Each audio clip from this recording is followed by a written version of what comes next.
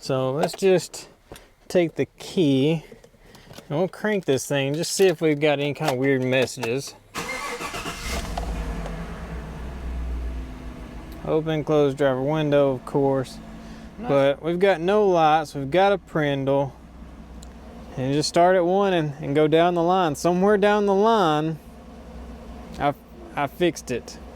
Like, basically just that little bit of movement cleaned off and made the connection again.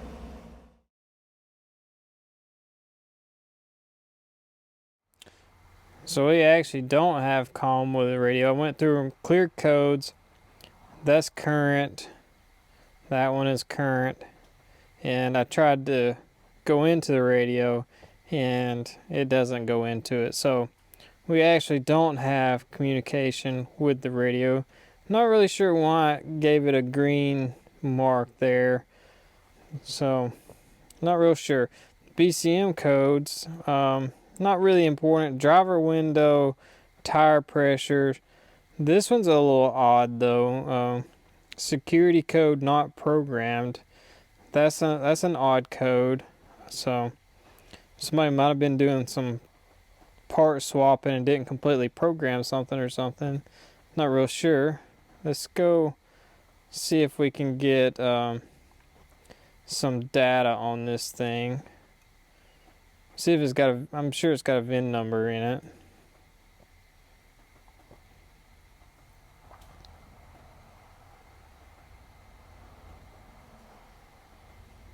So calibrations are in there. Doesn't tell me a VIN number. Oh, yep, there's a VIN number. And the odometer. So yeah, I'm not real sure what that code is. I'd have to look into that. But either way, we've now got the fun task of chasing down a loose connection, dirty connection, something like that. That's how the job goes sometimes. I'm trying to think about this a little logically here. If the issue was affecting the ECM and the TCM both, logically I would think my issue should be between the DLC and the TCM. That leaves this junction box and the TCM connector. I think that rules out anything between the TCM and the ECM. Just thinking about it, that seems logical. So yeah, I think if the issue was after the TCM, I would have had a Prindle, I would have been able to talk to it and things like that. So I'm going to focus on this junction box area and that TCM connector itself. Well, it's the next day. It was getting pretty late last night, so once I figured out I was going to have to go through all these connectors, I just stopped for the night. Picked up this morning. I've went through every terminal and it's always the last one. And this one was probably the hardest to get to. So the one terminal that was on the back of the junction box that I didn't test, but like I had reached around to fill the harness, when I reached around to fill that harness is when it corrected my issue. And this is one of those cases where if I had been using a scope and watching the waveform, as soon as I touched that wire and seen my waveform clear up, and I know this thing had a dirty waveform when I did my pre-test on this thing before I actually picked up the truck. I have just a quick capture of the CAN bus. So here's the screenshot of that, and you can clearly tell there's an issue on the high speed or CAN high side of the circuit. Clear as day in a waveform. So if I had been using the scope with the key on, any time that I poked a wire, touched a wire, when I got to my issue and touched something that corrected it, I would have immediately seen it on the scope and known, hey, this is the area I need to focus. So let me show you the issue. So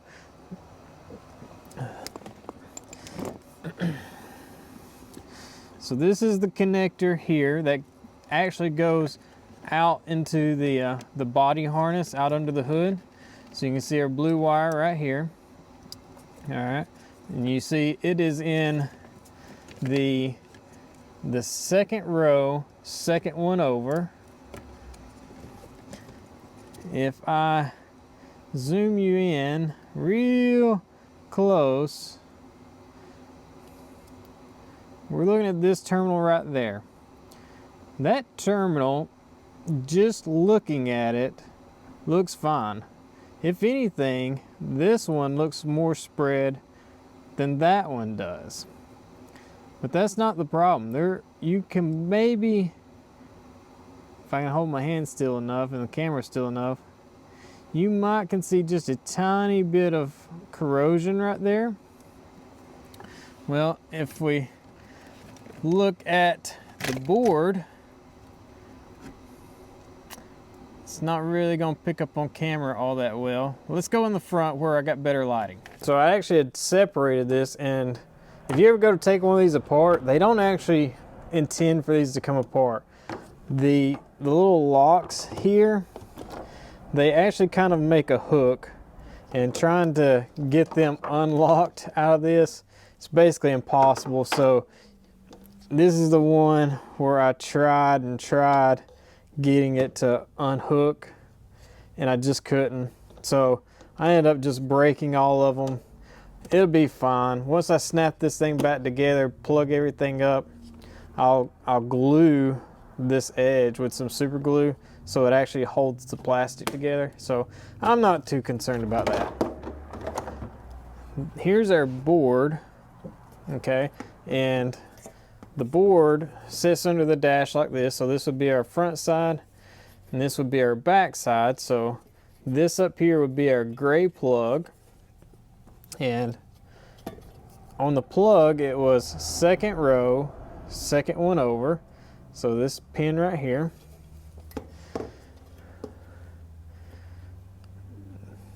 Let me get the light here where you can see.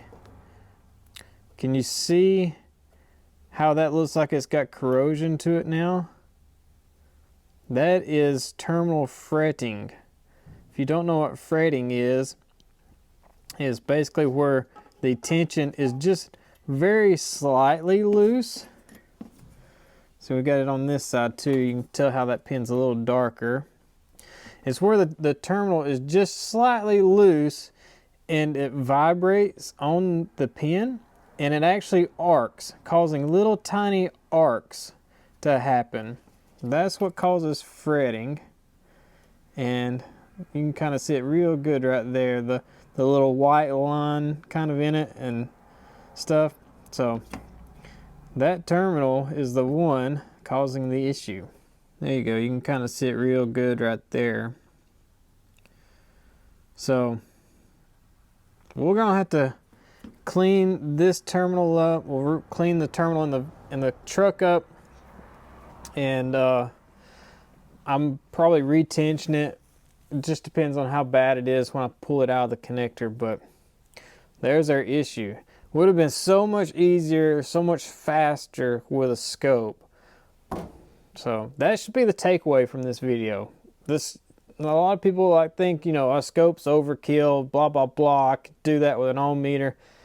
I honestly tried doing this video with an ohm meter for you guys to show that, you know, you can do it. It's a struggle, but you can do it. This one, I got to the problem, but so much extra time. So let's get that pin pulled out of the truck and look at it. I'll just quickly show you how I'm going to clean this. It's just a Q-tip. You can actually kind of see all that fretting right there. And I'm just going to spray a little bit of deoxit on my Q-tip. And then I'm just gonna scrub this a little bit. See how clean it gets. This terminal may need a little more abrasive cleaning, maybe a little bit of an emery cloth or wire brush, but we'll see. It's definitely still discolored. You can see how it's black looking. That's the heat from the arcing. It's real hard to believe that, you know, a CAN bus can cause an arc, but you know, it's data, it's electricity, a little bit of poor connection. It's going to try to complete that circuit. Got the terminal out here, and you can see some oxidation on here. It's really not that bad. I've seen much worse, but we need to clean this terminal up and probably retension it right there, and yeah, maybe it'll last a while. If I had one of these terminals, I'd probably just replace it, but I don't have one. Not really sure if the dealer would have this specific terminal, and if they don't, they usually make me buy a pack of 5 or 10, just however they come. So I'm just gonna clean it up. All right, so the way I go about cleaning the insides of terminals, we're just gonna use the Diagnostic. You can use any kind of contact cleaner, but Diagnostic does work real well. So I just spray some in there.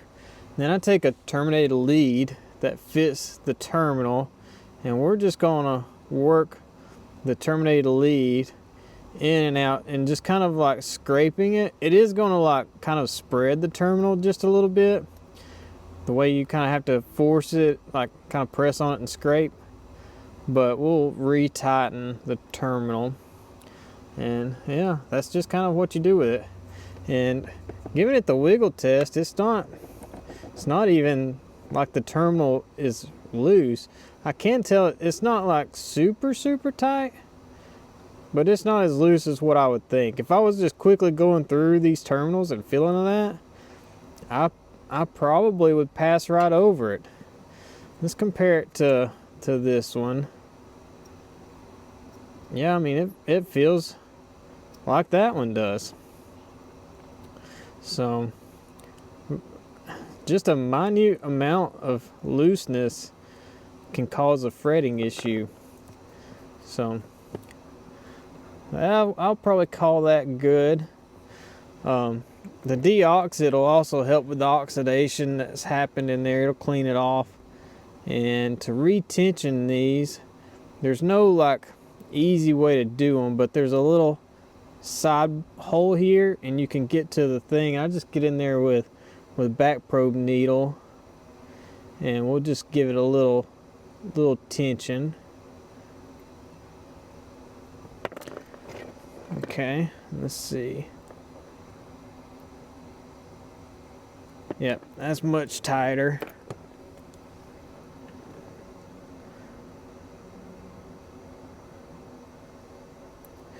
I'm just gonna see if I can get it just a little bit tighter.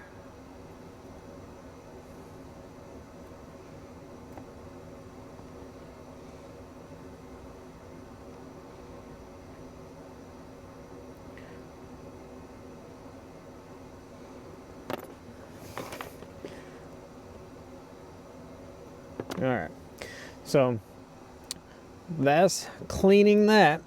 Let's stick it back in here. And I think that'll probably be good to go for probably the life of this vehicle, hopefully. If not, hopefully somebody will stumble across this video and say, hey, this looks like my truck. I need to go there. So got that. I'm gonna do one other thing. The deoxit is great for corrosion and stuff, and it says it improves connection, but I've got something a little bit different for fretting issues. So anytime I got a fretting issue, fretting is mostly caused by vibration, really. The This is what GM recommends for fretting. It's a dielectric lubricant, and it's just a goop basically, and it doesn't really take a whole lot of this. I'll just take, and where my terminal is, I'm just kind of put just a little dab on there, just enough to where it'll kind of get down in the connector just a little bit. When the pin goes in there, it'll push some more of it in there. And this will actually kind of absorb the vibration and keep that from happening again. You can also use something like Stabilant 22. I think that's what it's called. That's rather expensive. And when you put that in the terminal, what it's actually doing is causing like a bond. It'll almost glue the terminal together. So it's kind of a good fix as well. I just don't have any, because for a little tiny bottle, it goes a long way, but it's like 20 something dollars. It's pretty expensive. So I just like to clean the terminal. If it's corrosion from moisture or something, I'll leave the deoxit in there to let the deoxit keep the corrosion away. But when it's a vibration issue, like what I think this one is, I like to put the lubricant in there to kind of dampen that vibration out. So let's get the board put back into that junction box, get it back into this truck.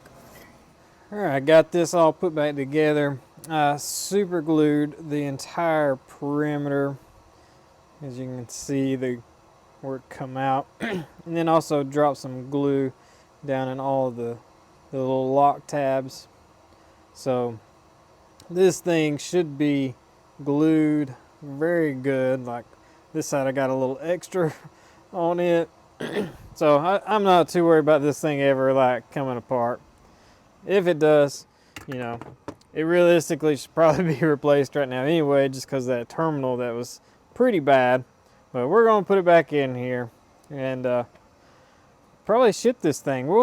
I'll ask the customer if he wants me to diagnose this and then the issue with the flickering lights, because that's pretty annoying. Well, I guess since my junction box is undone, those ain't going to work, but we'll see if he wants me to figure out what's going on with the lights and the radio. But his main concern was getting this issue straightened out. Well, we're driving and the theft light is on for that code in the BCM, but the customer has declined checking all other issues. As long as the truck is running and driving, he's tired of it. He's ready to get rid of it. I really don't know how the engine is running with the check engine light. I'm wondering if, I don't know. I really don't know. Or not the check engine light, but the theft light. That's pretty weird. But either way, it is what it is. So thanks for watching, everybody. We'll see you guys later.